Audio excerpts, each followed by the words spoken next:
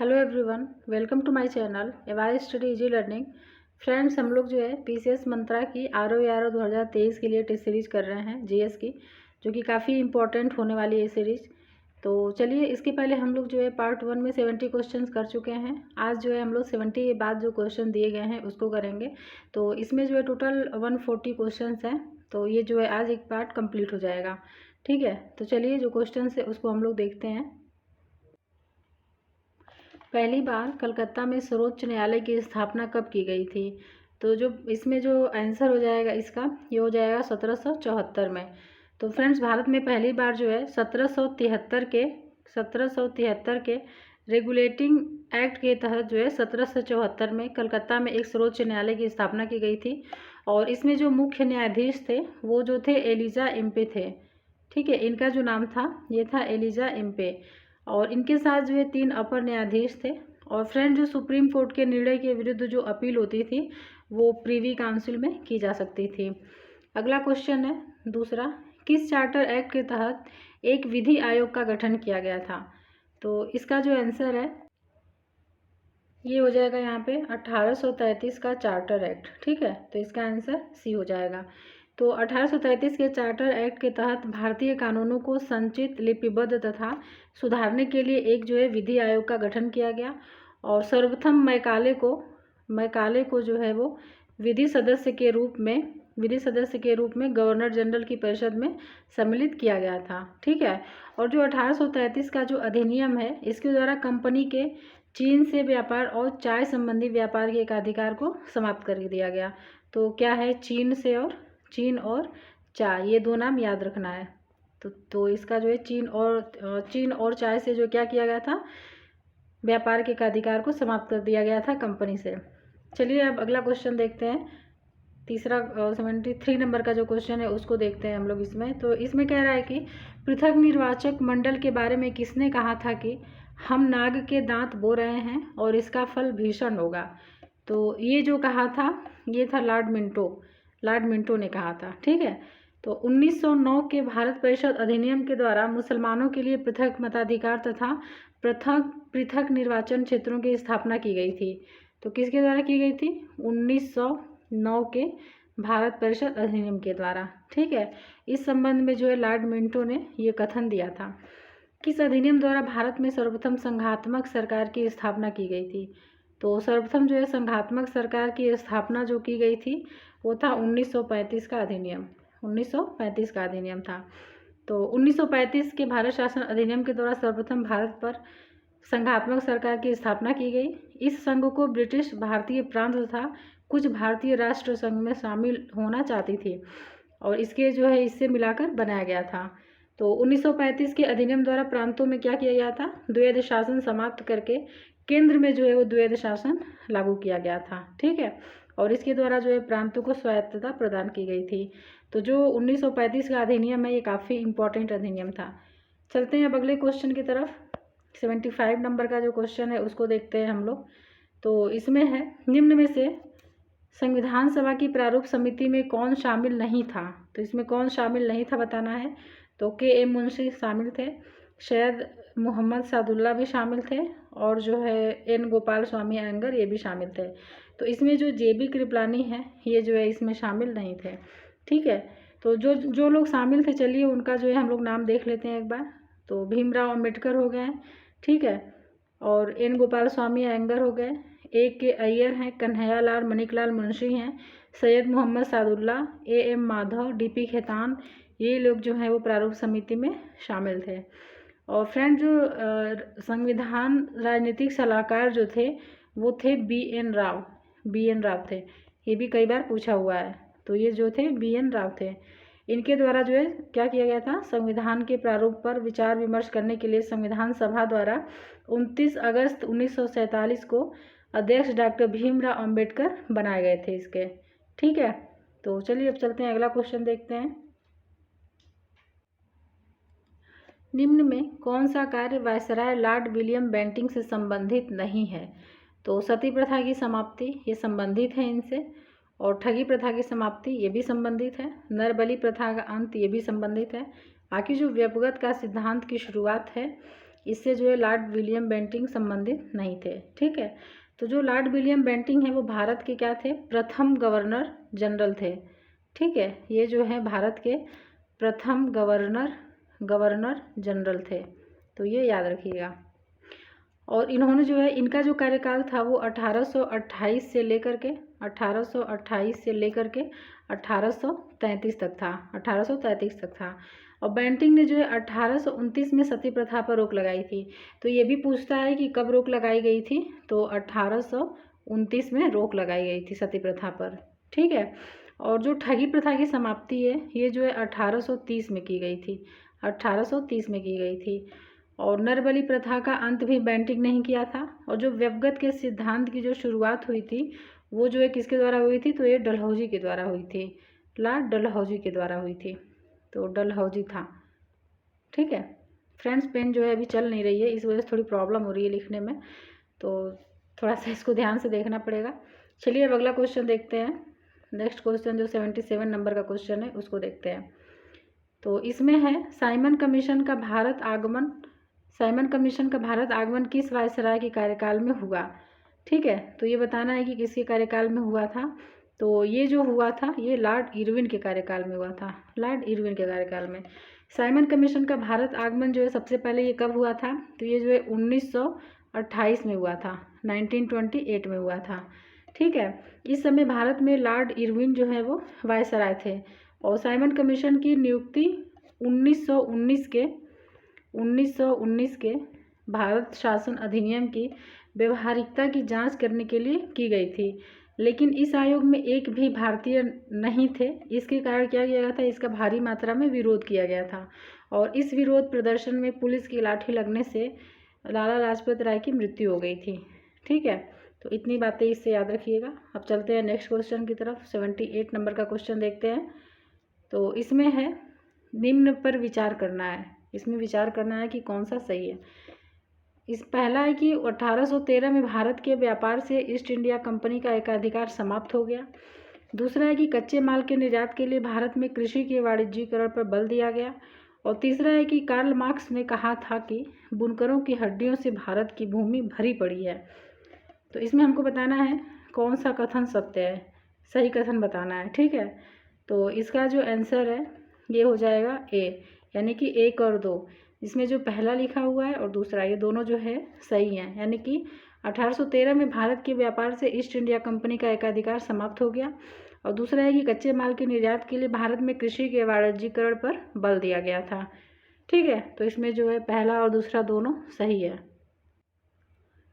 बाकी जो इसमें तीसरा कथन है ये जो है कार्ल मार्क्स ने नहीं कहा था, ये जो है विलियम बेंटिक ने कहा था। ठीक है, विलियम बेंटिक ने कहा था कि बुनकरों की हड्डियों से भारत की भूमि भरी पड़ी है। तो ये सेंटेंस याद रखिएगा।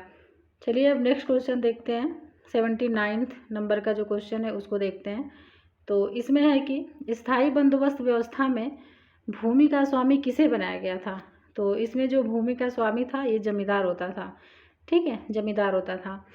स्थायी बंदोबस्त व्यवस्था जो है वो लॉर्ड कॉर्नवालिस के द्वारा, सबसे पहले तो जो है स्थायी बंद व्यवस्था को लॉर्ड कॉर्नवालिस के द्वारा जो है वो कब लाई गई थी, तो 1793 में लाई गई थी, 1793 में लाई गई थी। ठीक है, इसके अंतर्गत क्या होता था, जो भूमि का स्वामी जमींदार बनाया गया, ठीक है, तथा कंपनी की आय को निश्चित कर दिया गया था।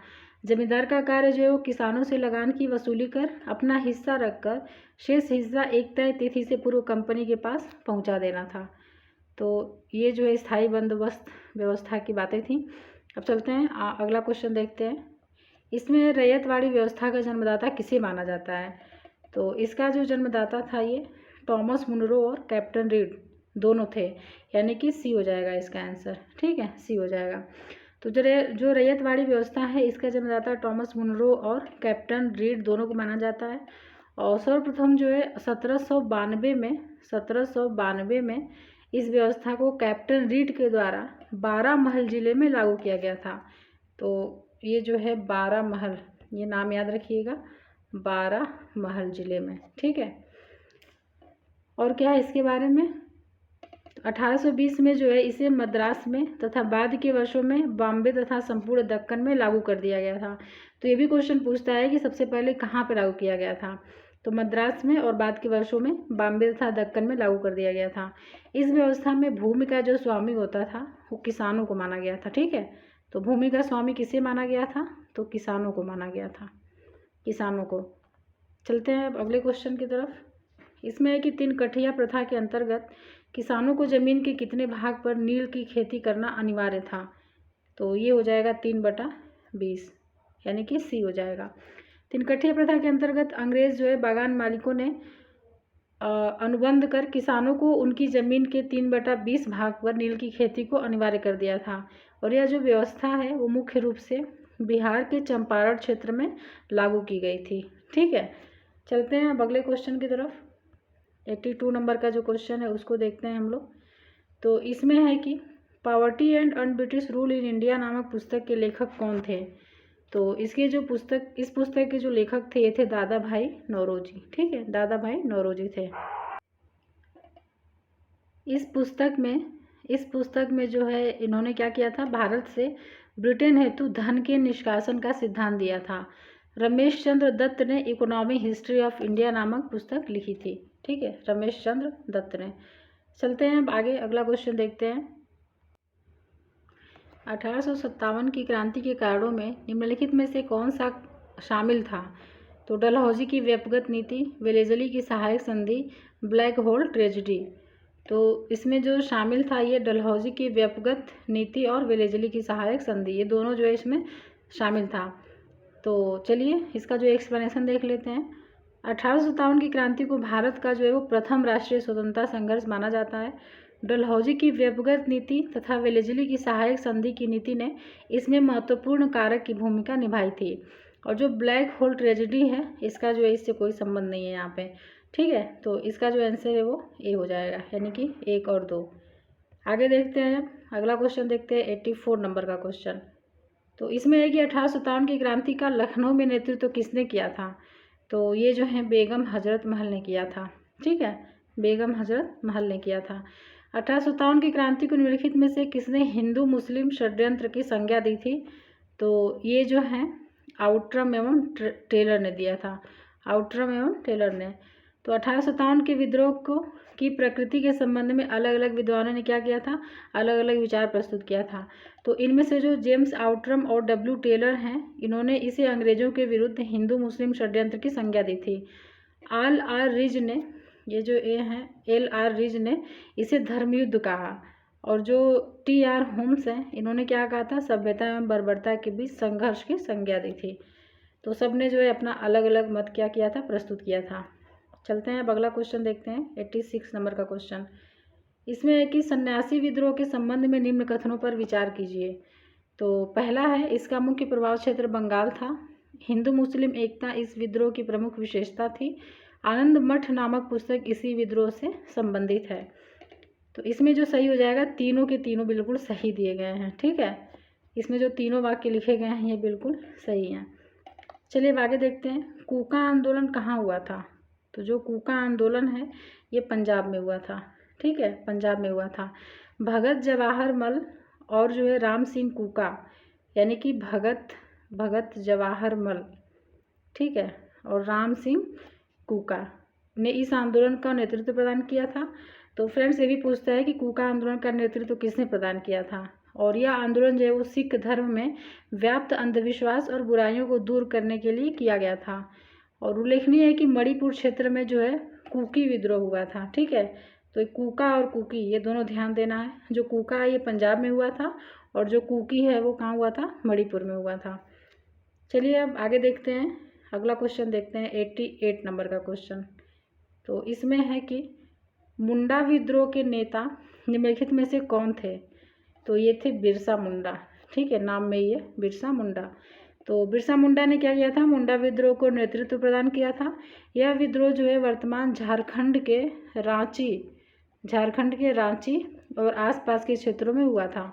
विद्रोह का जो प्रमुख कारण था वो मुंडा लोगों की परंपरागत खेती की व्यवस्था खूंट कट्टी में अंग्रेजों का हस्तक्षेप था।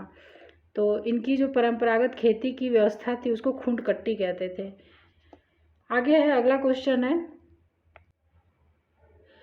उदंत मार्तंड भारत में हिंदी का पहला समाचार पत्र था। इस पत्र का प्रकाशन जुगल किशोर ने किया था। इसका प्रकाशन नागपुर से होता था। तो इसमें जो है सही कथन बताना है कि कौन सा सही है। तो इसमें जो पहला है, उदंत मार्तंड भारत में हिंदी का पहला समाचार था, बिल्कुल सही है। इस पत्र का प्रकाशन जुगल किशोर ने किया था, ये भी जो है बिल्कुल सही है। और जो तीसरा है कि इसका प्रकाशन नागपुर से होता था, ये जो है गलत है, क्योंकि इसका जो प्रकाशन है नागपुर से नहीं होता था बल्कि कोलकाता से होता था। ठीक है, तो ये जो है कोलकाता से होता था। तो इसका जो आंसर है ये हो जाएगा केवल 1 और 2, यानी कि ए जो है इसमें सही है। अब चलिए आगे देखते हैं, अगला क्वेश्चन देखते हैं हम लोग। द वर्नाक्यूलर प्रेस एक्ट निम्न में से किस गवर्नर जनरल के द्वारा लाया गया था? तो ये जो है लॉर्ड लिटन के द्वारा लाया गया था। तो भारत के स्थानीय भाषा में छपने वाले समाचार पत्रों के प्रतिबंध हेतु द वर्नाक्यूलर प्रेस एक्ट को कब लाया गया था? तो 1878 में लाया गया था। ठीक है, 1878 में लाया गया था। किसके द्वारा? लॉर्ड लिटन के द्वारा। 1882 में जो है 1882 में लॉर्ड रिपन के समय यह कानून वापस ले लिया गया था। ठीक है, तो दोनों याद रखना है। और जो चार्ल्स मेटकाफ है, इसको भारतीय समाचार पत्रों का मुक्तिदाता कहा जाता है। तो किसको कहा जाता है? तो ये जो है चार्ल्स मेटकाफ है, इसको जो है कहा जाता है। इसमें अब आगे देखते हैं, फोर्ट विलियम कॉलेज की स्थापना किसके द्वारा की गई थी? तो ये जो है लॉर्ड वेलेजली के द्वारा की गई थी। ठीक है, तो जो वेलेजली है इसने 1800 में कंपनी के असैनिक अधिकारियों की शिक्षा के लिए फोर्ट विलियम कॉलेज की स्थापना की थी। अगला क्वेश्चन है, अगला क्वेश्चन देखते हैं, 92 नंबर का क्वेश्चन। इसमें है कि निम्न में से कौन सा प्रावधान चर्चित वुड्स डिस्पैच में शामिल नहीं था? तो यहाँ पे हमको ध्यान रखना है कि शामिल नहीं था बोला है। तो महिला शिक्षा, ये जो है इसमें बिल्कुल शामिल था।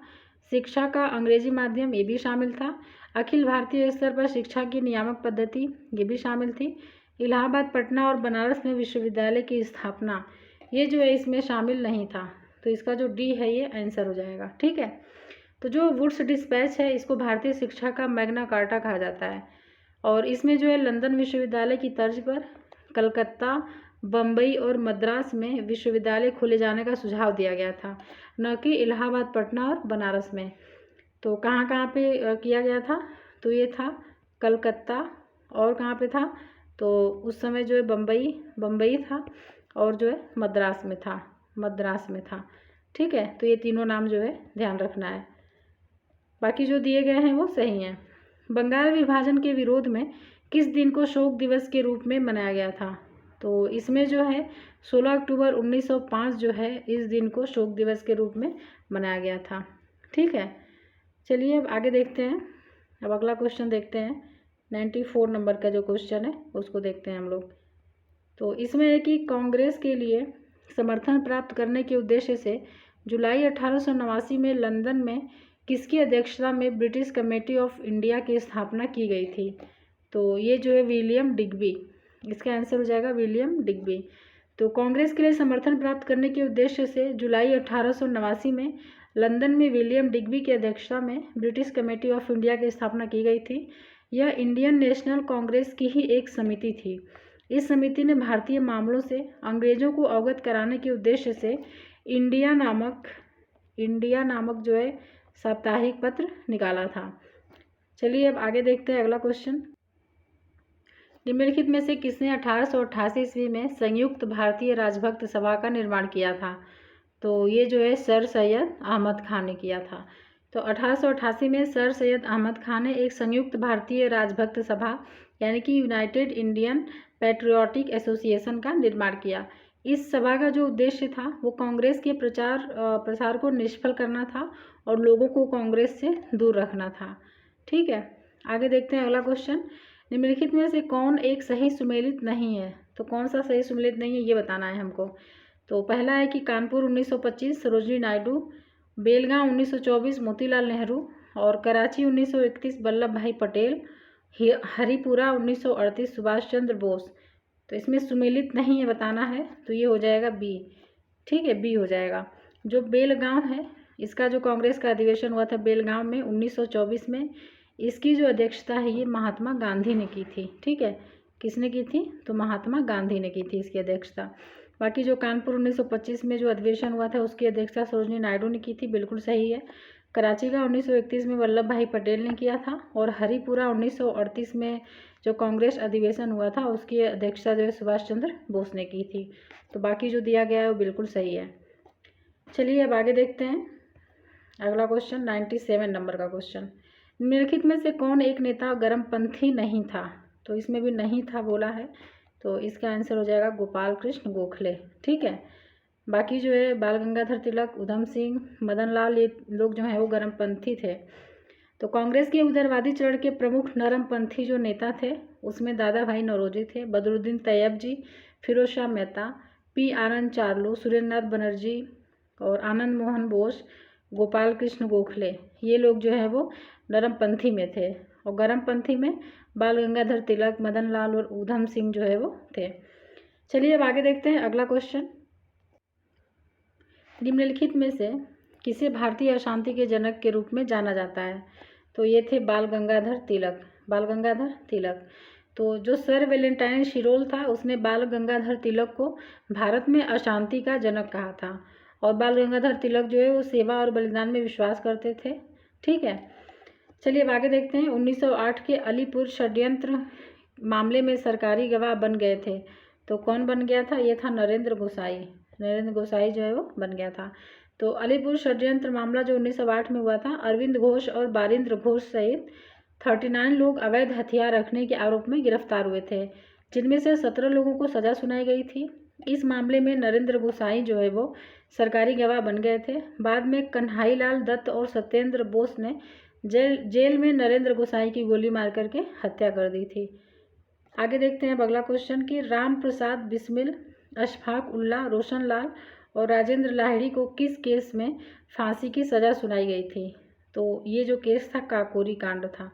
ठीक है, काकोरी कांड था। तो 9 अगस्त 1925 को उत्तर रेलवे के लखनऊ सहारनपुर संभाग के काकोरी नामक स्थान पर 8 down Saharanpur Lucknow passenger train पर डकैती डालकर सरकारी खजाने को लूटा गया, और यह घटना जो काकोरी कांड नाम से जानी जाती है। इस घटना में 29 क्रांतिकारियों को गिरफ्तार किया गया था। ठीक है, चलिए अब आगे देखते हैं। अब अगला क्वेश्चन देखते हैं, 101 नंबर का जो क्वेश्चन है उसको देखते हैं। तो इसमें है, पूना की प्लेग कमेटी के अध्यक्ष रैंड और लेफ्टिनेंट आयर्स की हत्या किसने की थी? तो इसकी जो हत्या थी वो जो है चापेकर बंधु ने की थी।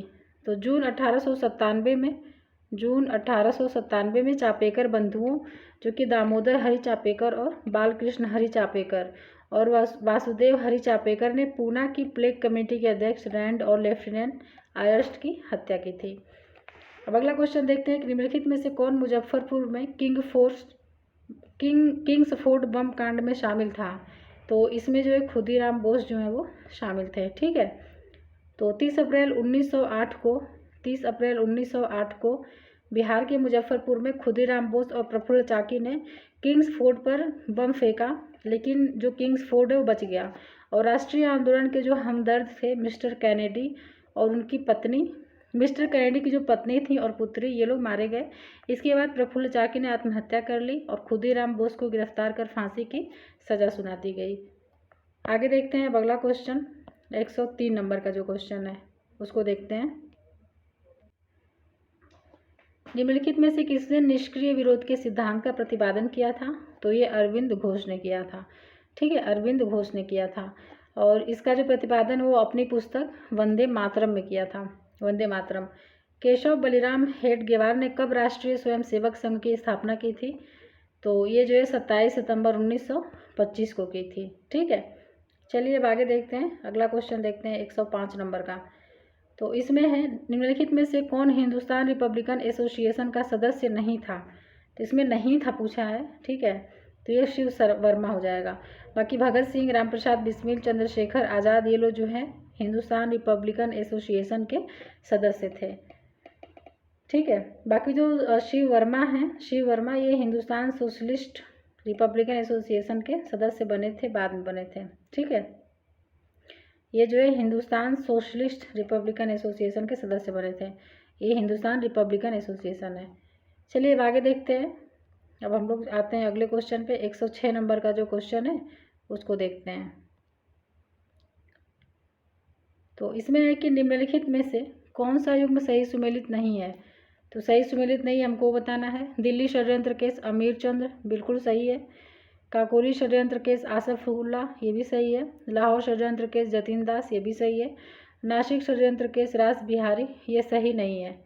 ठीक है, रास बिहारी जो है इनका, रास बिहारी बोस जो है इनका षड्यंत्र जो संबंध था वो दिल्ली षड्यंत्र केस से था, ना कि नासिक षड्यंत्र केस से था। भगत सिंह, सुखदेव और राजगुरु को किस केस में फांसी की सज़ा सुनाई गई थी। तो ये जो है लाहौर षड्यंत्र केस में सुनाई गई थी। तो अक्टूबर 1930 में भगत सिंह, राजगुरु और सुखदेव को लाहौर षड्यंत्र केस के अंतर्गत मौत की सज़ा सुनाई गई थी और इन्हें जो है 23 मार्च 1931 को, ठीक है, 23 मार्च 1931 को फांसी दी गई थी। तो ये डेट काफ़ी इम्पोर्टेंट है, पूछता है। लाहौर षड्यंत्र केस में बटुकेश्वर दत्त को फांसी नहीं दी गई थी, बल्कि इनको जो है काला पानी की सज़ा देकर उन्हें अंडमान की सेलुलर जेल में भेज दिया गया था। चलिए अब आगे देखते हैं। अगला क्वेश्चन देखते हैं 108 नंबर का क्वेश्चन। निम्नलिखित में से किसने लंदन में इंडियन होम रूल सोसाइटी को प्रारंभ किया था। तो इसका जो आंसर है श्यामजी कृष्ण वर्मा। ठीक है, श्यामजी कृष्ण वर्मा। तो फरवरी 1905 में लंदन में श्यामजी कृष्ण वर्मा ने भारत में स्वशासन की प्राप्ति के उद्देश्य से इंडियन होम रूल सोसाइटी की स्थापना की थी। इस सोसाइटी द्वारा ही लंदन में इंडिया हाउस की स्थापना की गई थी। ठीक है, और ये जो सोसाइटी है ये द इंडियन सोशियोलॉजिस्ट नाम का जो है समाचार पत्र प्रकाशन करता था। आगे देखते हैं अगला क्वेश्चन। तो इसमें कह रहा है कि सही उत्तर चुनिए। मेरठ षड्यंत्र case, Hindustan socialist Republican association गठन, कांग्रेस सोशलिस्ट पार्टी का गठन और कानपुर षड्यंत्र केस। तो इसमें जो है मिलान मतलब बताना है। तो चलिए इसको हम लोग पहले देख लेते हैं कि कौन जो है कब कब हुआ था। तो जो मेरठ षड्यंत्र केस है ये 1929 में हुआ था। 1929 में हुआ था। ठीक है, ये 1929 है, ये 1929 में। और जो हिंदुस्तान सोशलिस्ट रिपब्लिकन एसोसिएशन का जो गठन है ये जो है 1928 में हुआ था, 1928 में। और कांग्रेस सोशलिस्ट पार्टी का गठन जो है ये कब हुआ था, तो 1934 में, 1934 में हुआ था। और कानपुर षड्यंत्र केस जो है वो ये हुआ था 1924 में। ठीक है, 1924 में। तो इसका जो आंसर है ये हो जाएगा सी हो जाएगा। ठीक है, यानी कि 4, यानी कि कानपुर षड्यंत्र केस जो है वो कब हुआ था, 1924 में हुआ था। 1924। तो 4 हो जाएगा। उसके बाद कौन सा हो जाएगा, 2, यानी कि 1928 हो जाएगा। उसके बाद हो जाएगा 1, 1929 और लास्ट में हो जाएगा कांग्रेस सोशलिस्ट पार्टी का गठन 1934। तो इसका आंसर सी हो जाएगा। चलिए अब आगे देखते हैं। अगला जो क्वेश्चन है उसको देखते हैं। तो इसमें है कि बंगाल के राष्ट्रवादी मुसलमानों ने कब अहरार आंदोलन शुरू किया था। तो ये जो है 1906 में शुरू किया गया था। ठीक है, एका आंदोलन के संदर्भ में निम्नलिखित में से कौन सा कथन सही है। तो सही ये बताना है। तो इसमें जो पहला है 1921-22 ईस्वी में बंगाल के किसानों ने एका आंदोलन चलाया। एका आंदोलन के प्रमुख नेता मदारी पासी और सहरेब थे। तो इसमें बताना है कि कौन सा सही है। तो इसका आंसर हो जाएगा केवल 2, जो केवल दूसरा है वो सही है, क्योंकि 1921-22 में अवध के किसानों ने एका आंदोलन चलाया और यह जो आंदोलन है वो हरदोई, बहराइच, सुल्तानपुर, बाराबंकी और सीतापुर क्षेत्र में केंद्रित था। ठीक है, और कथन 2 जो है वो सत्य है। एका आंदोलन के प्रमुख नेता मदारी पासी और सहरेब थे। चलते हैं अब अगले क्वेश्चन की तरफ। 112 नंबर का जो क्वेश्चन है उसको देखते हैं। डिफेंस ऑफ इंडिया एक्ट 1915 के संदर्भ में निम्नलिखित कथनों पर विचार करें। पहला है कि इस अधिनियम का मुख्य उद्देश्य प्रथम विश्व युद्ध के दौरान और उसके बाद भारतीय स्वतंत्रता आंदोलन के राष्ट्रवादी और क्रांतिकारी गतिविधियों को रोकने का था। और दूसरा है कि इस अधिनियम ने स्थानीय सरकार को परीक्षणों के लिए 3 आयुक्तों को नियुक्त करने की शक्तियाँ दी, जो उच्च न्यायालय के न्यायाधीशों के पद से नीचे हो सकते थे। तो इसका जो आंसर है ये हो जाएगा सी, 1 और 2, यानी कि इसमें जो दिया गया है वो दोनों बिल्कुल सही है। ठीक है, चलते हैं अगला क्वेश्चन देखते हैं। 113, निम्नलिखित घटनाओं की उनकी घटना के कालानुक्रमिक क्रम में व्यवस्थित करना है। ठीक है, तो पहला है अलीपुर बम कांड। तो जो अलीपुर बम कांड है ये कब हुआ था? तो ये जो हुआ था 1908 में हुआ था। ये जो है वो 1908 में हुआ था। और ये जो है दिल्ली लाहौर षड्यंत्र, और जो दिल्ली लाहौर षड्यंत्र केस है ये कब हुआ था? तो ये जो है 1912 में हुआ था। ठीक है, और काकोरी ट्रेन डकैती कांड जो है वो कब हुआ था? तो ये जो हुआ था 1925 में हुआ था, 1925 में। और चटगांव शस्त्रागार छापा जो है ये कब हुआ था? तो ये जो है ये हुआ था 18 अप्रैल 1930 को हुआ था। ठीक है, 1930 को हुआ था। और डलहौजी स्क्वायर बम कांड जो है वो कब हुआ था? तो ये भी जो है 1930 को हुआ था, लेकिन ये 25 अगस्त को हुआ था। ठीक है, 25 अगस्त को हुआ था, और ये जो है वो अप्रैल में हुआ था। ठीक है, तो इसका जो आंसर है ये बी हो जाएगा, यानी कि 51324। तो इसका आंसर बी हो जाएगा। चलते हैं अब अगला क्वेश्चन देखते हैं, 114 नंबर का। नीचे दिए गए कूट का उपयोग करके निम्नलिखित घटनाओं को उनके कालक्रम में व्यवस्थित करना है। तो खेड़ा सत्याग्रह, रौलेट सत्याग्रह, अहमदाबाद मिल मजदूरों की हड़ताल और चंपारण सत्याग्रह। तो चलिए इसका भी जो है हम लोग देख लेते हैं कि क्या है। तो इसमें जो है अहमदाबाद मिल मजदूरों की जो हड़ताल हुई थी ये हुई थी 1918 में। ठीक है, 1918 में हुई थी। और जो खेड़ा का जो हुआ था तो ये भी जो है 1918 में हुआ था, 1918 में हुआ था। ठीक है, और जो है कौन सा हुआ था? रौलेट एक्ट जो है ये 1919 में हुआ था। और चंपारण सत्याग्रह जो है वो कब हुआ था? 1917 में हुआ था, 1917 में हुआ था। ठीक है, तो यहाँ पे इसका आंसर है ये बी हो जाएगा, यानी 4312। यानी सबसे पहले चंपारण सत्याग्रह हुआ था, उसके बाद जो है अहमदाबाद मिल मजदूरों की हड़ताल हुई थी, उसके बाद खेड़ा सत्याग्रह हुआ था, और उसके बाद रौलेट सत्याग्रह हुआ था। ठीक है, और फ्रेंड जो खेड़ा सत्याग्रह है यह गांधी जी का पहला असहयोग आंदोलन था, जिसमें किसानों के संघर्ष के कारण भारी भू राजस्व की मांग वापस ले ली गई थी। ठीक है, और जो चंपारण सत्याग्रह है और अहमदाबाद मिल हड़ताल के बाद जो है यह तीसरा सत्याग्रह आंदोलन था। चलते हैं अब अगले क्वेश्चन की तरफ। 115 नंबर का क्वेश्चन देखते हैं। तो इसमें है कि स्वतंत्रता आंदोलन के इतिहास में भारतीय राष्ट्रीय कांग्रेस का 1929 का अधिवेशन इसलिए महत्वपूर्ण है क्योंकि इस अधिवेशन में क्या किया गया था? तो कांग्रेस के उद्देश्य के तौर पर स्वशासन की प्राप्ति की घोषणा, कांग्रेस के लक्ष्य के तौर पर पूर्ण स्वराज प्राप्ति को स्वीकृत, असहयोग आंदोलन का आरंभ, लंदन में गोलमेज सम्मेलन में भागीदारी करने का निर्णय लिया गया। तो इसका आंसर बी हो जाएगा, कांग्रेस के लक्ष्य के तौर पर पूर्ण स्वराज प्राप्ति को स्वीकृत किया गया था। ठीक है, चलिए अब आगे देखते हैं अगला क्वेश्चन। इल्बर्ट विधेयक विवाद ने किस मुद्दे को बढ़ावा दिया था? भारतीय और यूरोपीय लोगों के मध्य नस्लीय भेदभाव, भारतीय सीमाओं पर विशेषकर उत्तर पश्चिमी सीमा पर सुरक्षा में चूक, सरकार द्वारा भारतीय मीडिया घरानों का दमन करना और उनका राष्ट्रीयकरण करना। तो इसमें बताना है कि कौन सा कथन सही है। तो इसका जो केवल एक है वो सही है, भारतीय और यूरोपीय लोगों के मध्य नस्लीय भेदभाव। तो जो कानून के सदस्य जो सीपी इल्बर्ट हैं उन्होंने क्या किया था? 1883 में न्यायपालिका में इस भेदभाव को समाप्त करने हेतु एक विधेयक पेश किया था, लेकिन यूरोपीय लोगों ने इस विधेयक का क्या किया था? कड़ा विरोध किया था। चलिए अब आगे देखते हैं, अगला क्वेश्चन देखते हैं, 117 नंबर का क्वेश्चन। इसमें है कि निम्नलिखित में से कौन एक जवाहरलाल नेहरू का जीवनीकार है? तो इसमें जो जिनका जीवनीकार है ये फ्रैंक मॉरिस है, फ्रैंक मॉरिस है। फ्रैंक मॉरिस जो है उसका जन्म 1907 में बॉम्बे में हुआ था, और एक कैथोलिक सिविल इंजीनियर के बेटे फ्रैंक मॉरिस स्वतंत्रता के बाद भारत के कई प्रमुख समाचार पत्रों के संपादक थे, जिनमें से एक जो है वो द इंडियन एक्सप्रेस शामिल था। आगे देखते हैं अगला क्वेश्चन। खिलाफत आंदोलन को मोहम्मद अली जिन्ना द्वारा प्रारंभ किया गया था, और जो दूसरा कथन है, इस आंदोलन ने पुनः हिंदू मुस्लिम के बीच की दूरी को बढ़ा दिया था। तो इसमें कौन सा सही है? तो दोनों कथन गलत हैं। ठीक है, दोनों कथन जो दिए गए हैं वो गलत हैं। तो देखते हैं कि क्या सही है।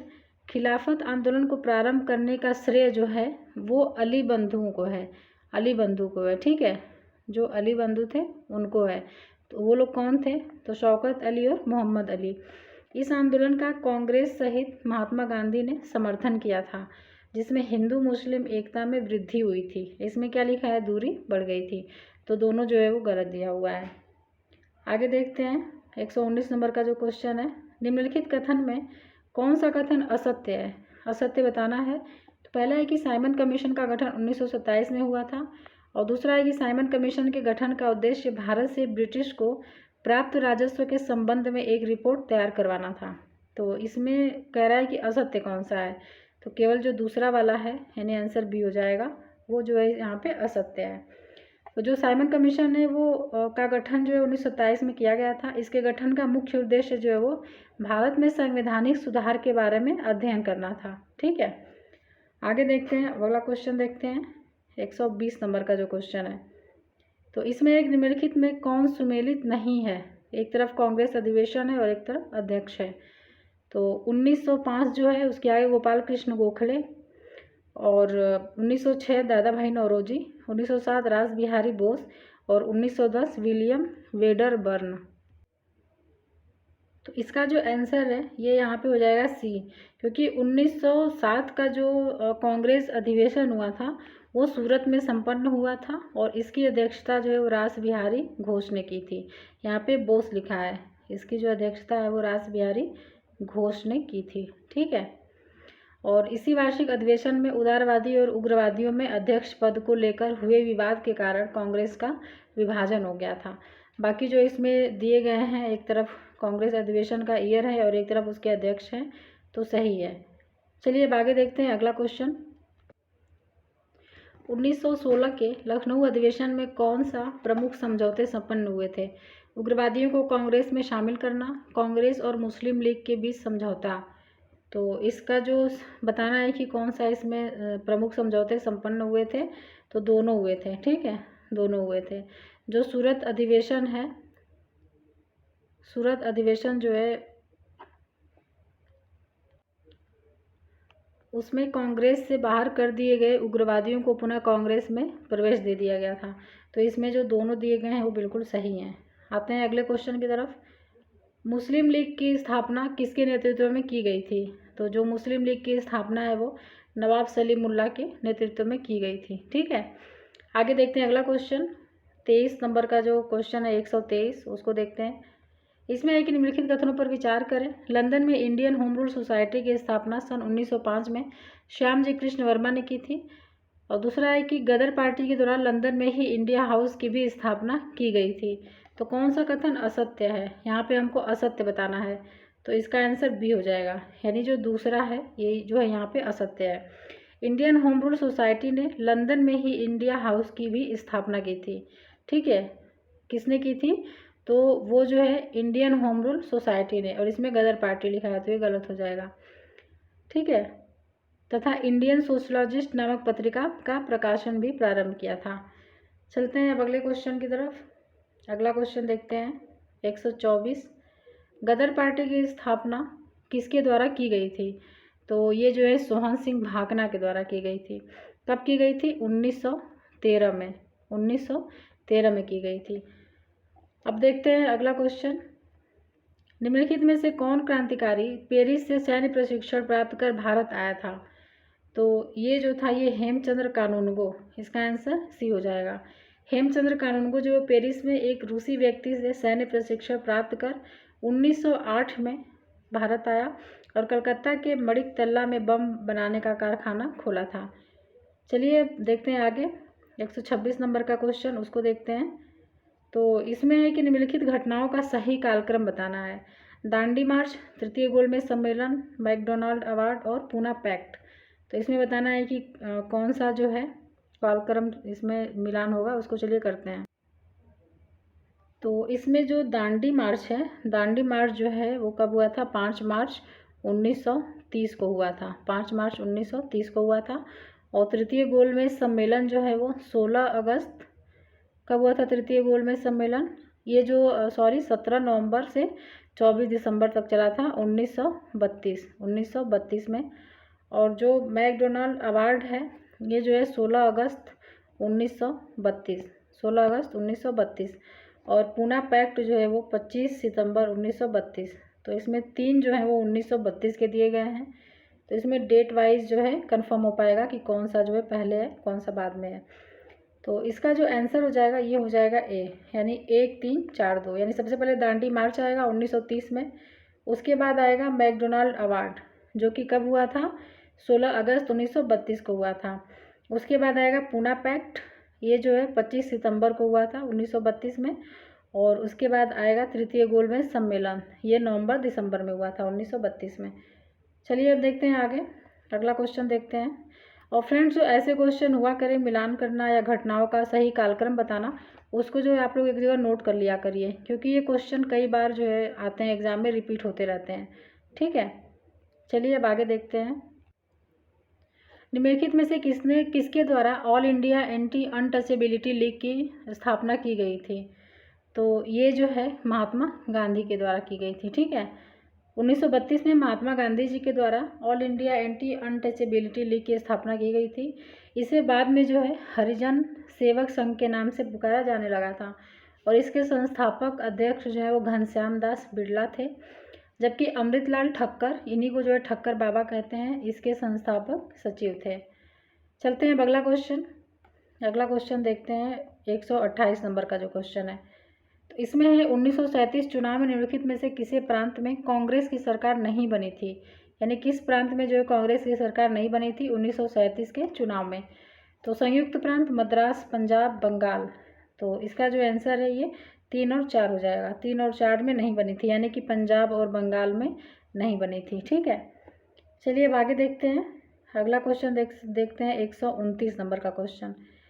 तो इसमें है कि 1939 में सुभाष चंद्र बोस द्वारा कांग्रेस के अध्यक्ष के पद से इस्तीफा देने के बाद किसे भारतीय राष्ट्रीय कांग्रेस का अध्यक्ष चुना गया था? तो इसका जो आंसर हो जाएगा ये डॉक्टर राजेंद्र प्रसाद हो जाएगा। ठीक है, डॉक्टर राजेंद्र प्रसाद हो जाएगा। आगे देखते हैं, निम्नलिखित में से कब मुस्लिम लीग द्वारा द्विराष्ट्र का सिद्धांत प्रस्ताव पारित किया गया?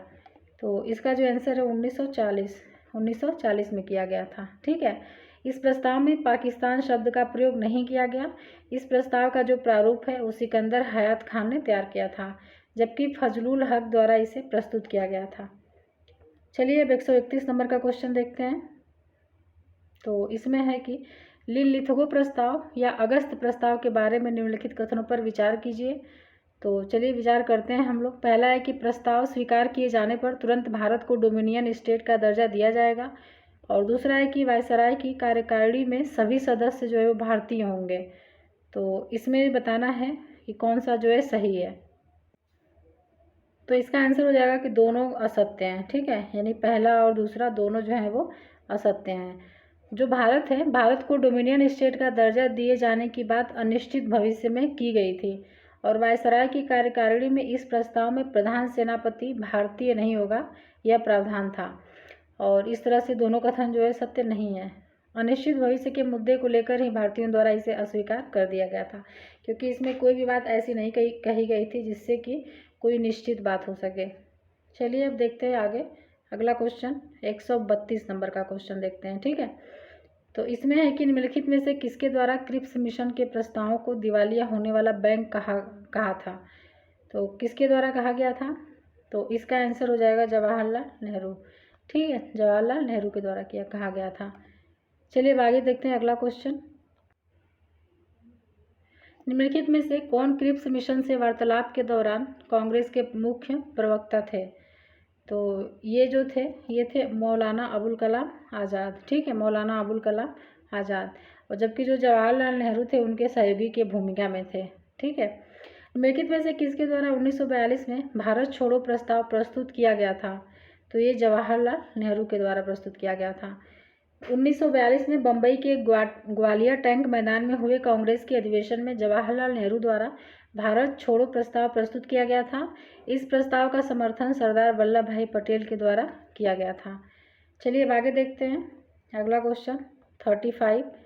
भारत छोड़ो आंदोलन के दौरान गठित समानांतर सरकार के विषय में निम्नलिखित में से कौन सा सुमेलित नहीं है? तो बलिया चित्तू पांडे, सतारा VY चौहान, तामलुक मातंगिनी हजारा। तो इसमें सुमेलित नहीं है बताना है तो सी हो जाएगा। केवल जो 3 है ये सुमेलित नहीं है। बंगाल के मिदनापुर में तामलुक नामक स्थान पर सतीश सावंत के नेतृत्व में समानांतर सरकार का गठन किया गया था। इस सरकार को जातीय सरकार भी कहा जाता था। ठीक है, तो किसके द्वारा किया गया था? सतीश सावंत। आगे देखते हैं, अब अगला क्वेश्चन देखते हैं, 136 नंबर का क्वेश्चन। ठीक है, निम्नलिखित का सही कालानुक्रम है। तो CR formula, Liaquat Ali, Desai pact, Wavell योजना। तो इसमें जो, चलिए हम लोग देख लेते हैं कि कौन सा कालक्रम सही है। जो CR फार्मूला है ये 10 जुलाई 1944 को 1944 हो जाएगा, 10 जुलाई 1944। और लियाकत अली देसाई पैक्ट जो है ये 1945 हो जाएगा, अप्रैल 1945। और वेवेल योजना जो है वो 14 जून 1945। तो एक जो है अप्रैल में है और एक जो है जून में है। तो जो इसका आंसर है ये ए हो जाएगा, 1 2 3 हो जाएगा। आगे देखते हैं अगला क्वेश्चन, 137 नंबर का जो क्वेश्चन है। इसमें है कि 1945 में हुए शिमला समझौते या सम्मेलन में निम्नलिखित में से किसने भाग नहीं लिया था? तो इसमें जो भाग नहीं लिया था वो था हिंदू महासभा। यार बाकी जो मुस्लिम लीग के अध्यक्ष, सिखों के प्रतिनिधि, अनुसूचित जातियों के प्रतिनिधि, ये लोग जो है वो भाग लिए हुए थे।